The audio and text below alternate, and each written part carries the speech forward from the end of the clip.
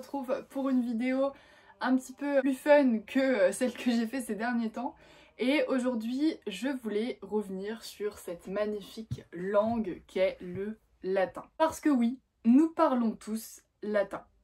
Alors, en dépit du fait que notre langue est à 90% fondée sur des racines latines, ça ne vous aura pas échappé, nous utilisons des mots qui sont directement issus du latin et sans le savoir dans notre quotidien.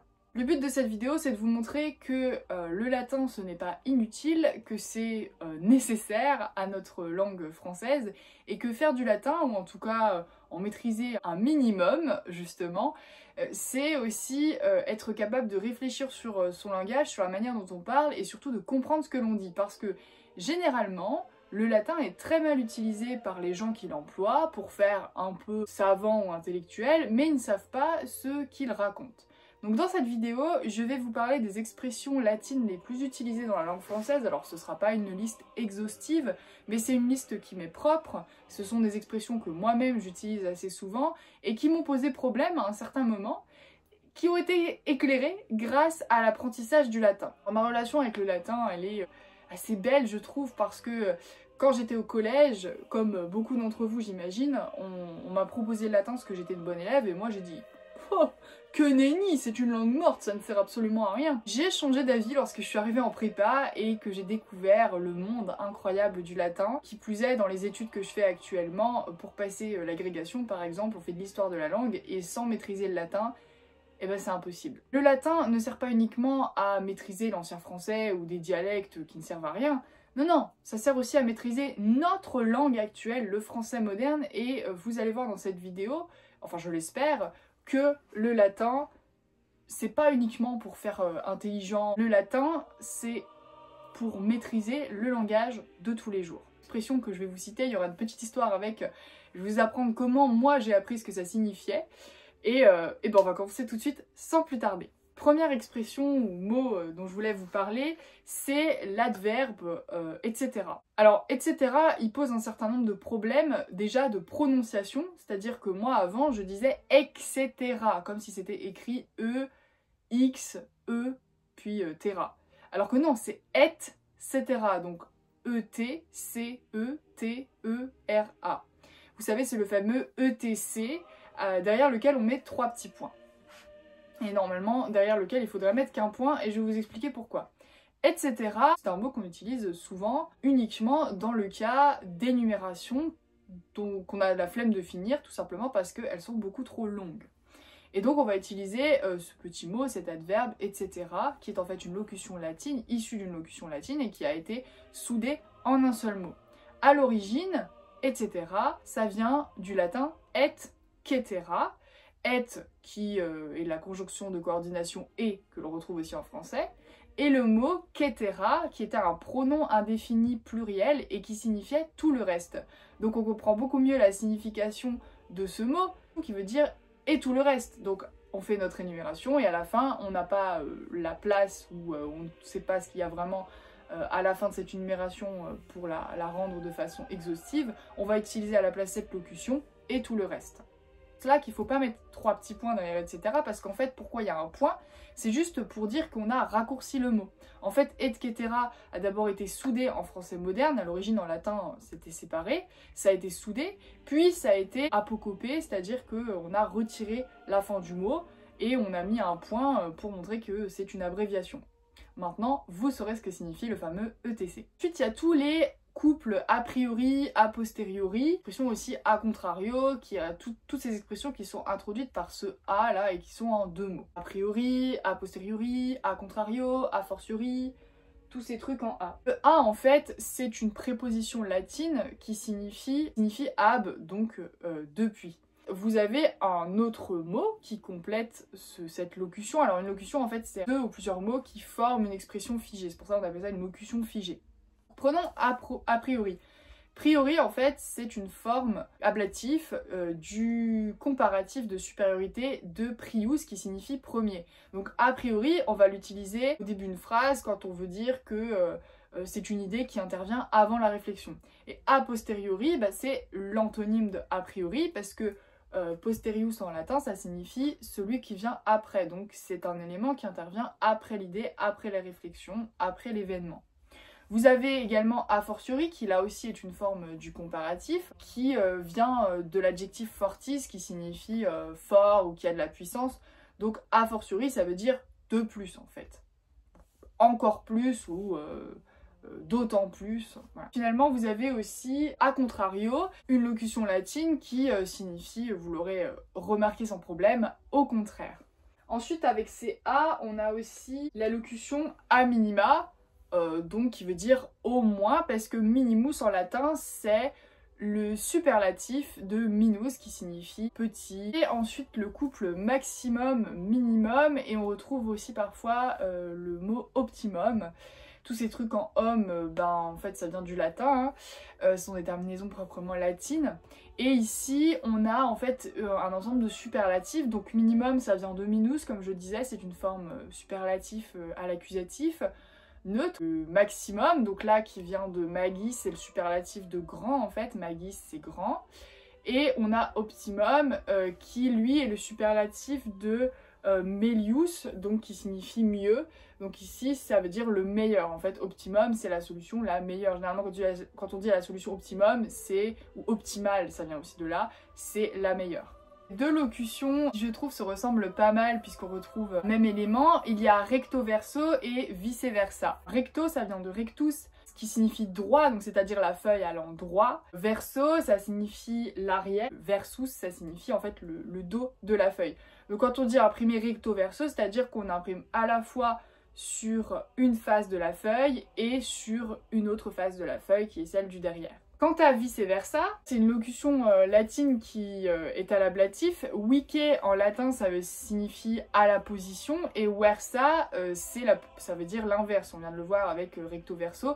En fait versa et verso en latin c'est le même mot, ça vient de versus qui veut dire retourner à l'envers, inverse. Donc vice versa ça veut dire dans un sens comme dans un autre. Alors ensuite vous avez un couple aussi que peu de gens savent et qui est présent dans votre vie de tous les jours, notamment sur vos petits réveils.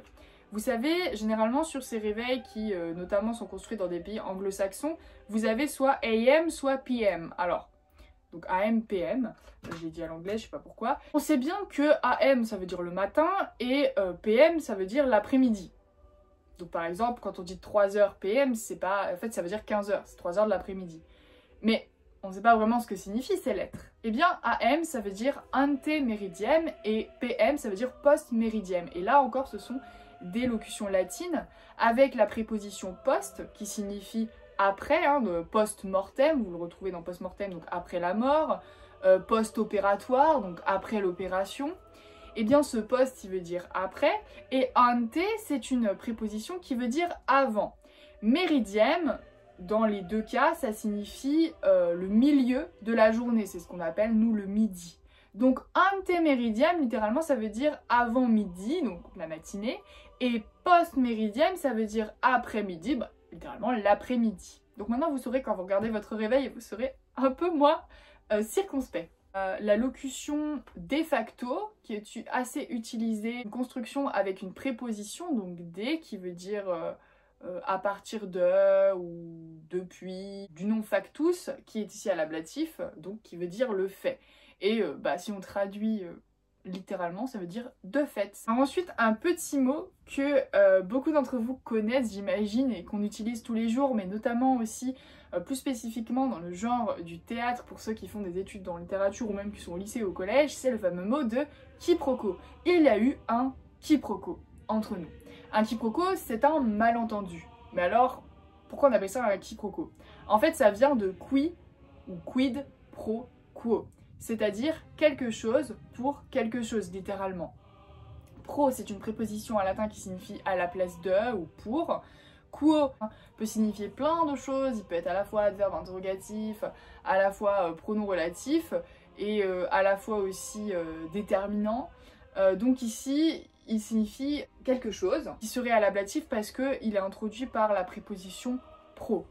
Tandis que le premier, le qui, lui c'est un pronom interrogatif mais qui serait à la forme nominative, donc sujet, parce qu'il n'est pas introduit par une préposition.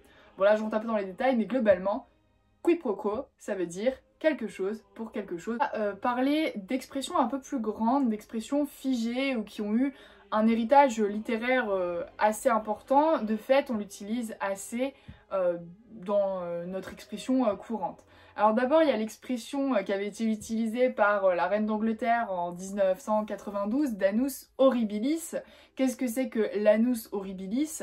Ça veut dire littéralement l'année horrible. Un annus horribilis, c'est une année où il y a eu plein d'événements terribles pour une famille, pour une personne, pour une dynastie, et comme ça a été le cas pour la reine d'Angleterre en 92. Alors ensuite, il y a la fameuse devise de Paris, de notre belle capitale de Paris, que vous connaissez peut-être sûrement ou pas, qui est Fluctuat nec mergitur, et qui signifie en latin « elle tangue, mais elle ne sombre pas ».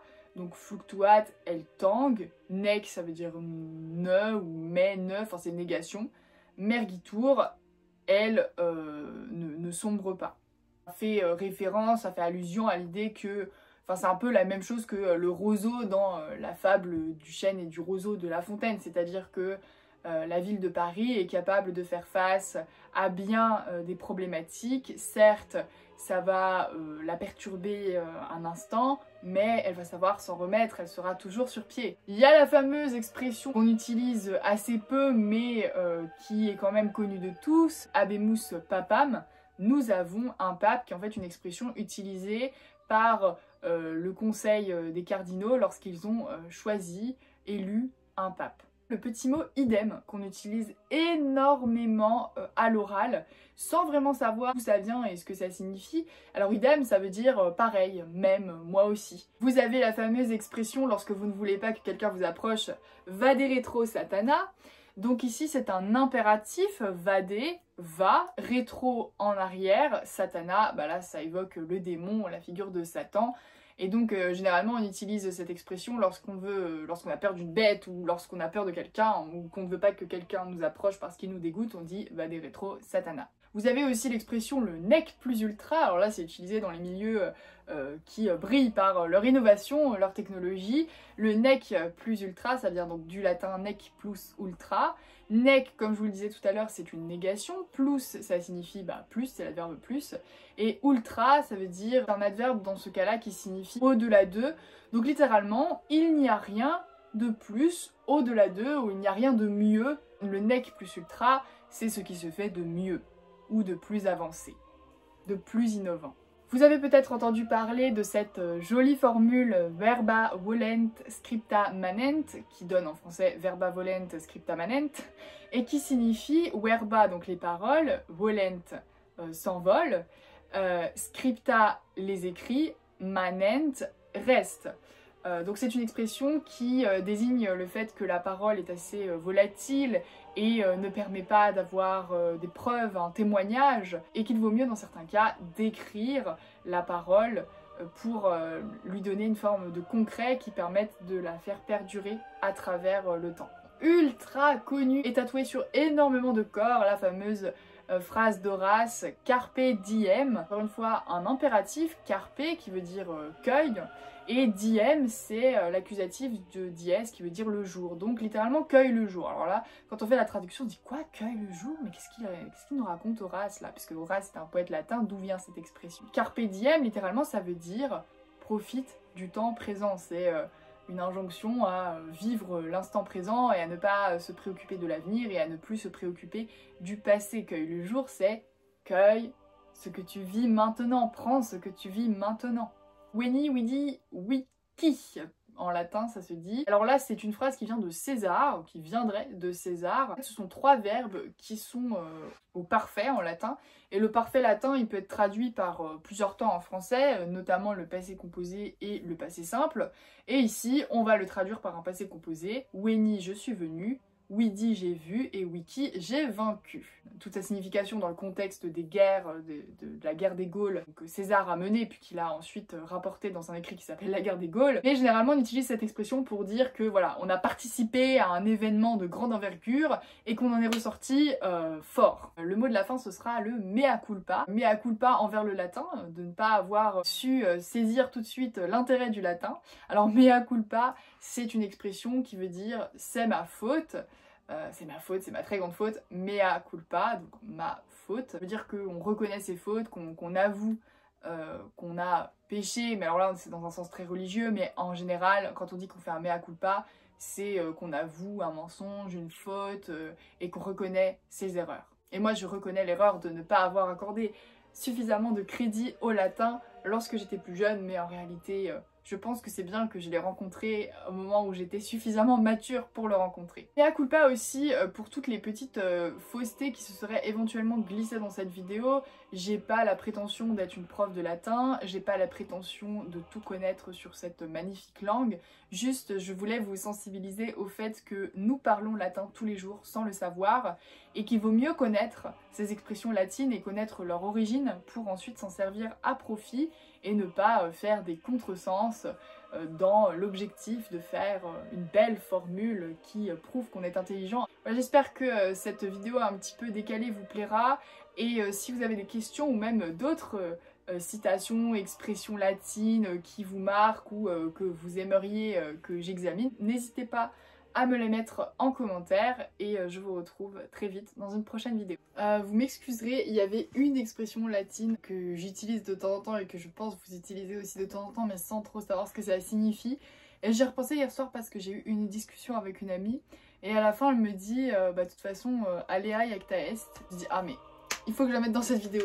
Donc alea iacta est, alors en français généralement quand on parle pas latin on dit alea jacta est parce que iacta ça s'écrit avec un J mais en latin ça se prononce IE. Donc alea iacta est c'est une phrase qu'aurait prononcée Jules César juste avant de franchir le Rubicon et ensuite de prendre le pouvoir à Rome. Cette phrase qu'est-ce qu'elle signifie? Donc alea c'est le sort, iacta est c'est un verbe qui signifie a été jeté, donc littéralement les dés sont jetés, le sort en est jeté, etc.